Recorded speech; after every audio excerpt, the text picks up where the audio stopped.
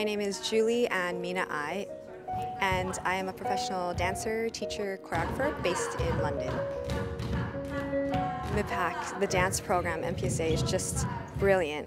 I don't know many other schools that have such an incredible program and such incredible faculty. They are, to me, family, and without them I don't think I would be where I am in my career today.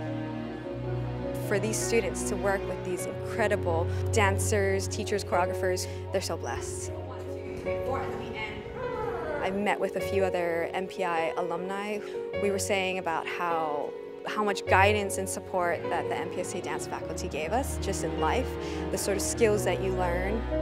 Work as a team, learn how to dance together, move together, body language, how do we interact with each other, how to problem solve, how to think outside the box, think creatively, also physical understanding of our bodies, well-being, and also that sort of moral and individual self-confidence. That is something that the MPSA dance faculty just shares so greatly, and I think that all the students here are so blessed to be able to go, okay, I can do anything, and these people believe in me. They're giving me the chance to develop my movement language. They're giving me a chance to explore these ideas in an environment that is safe and open, but also creative.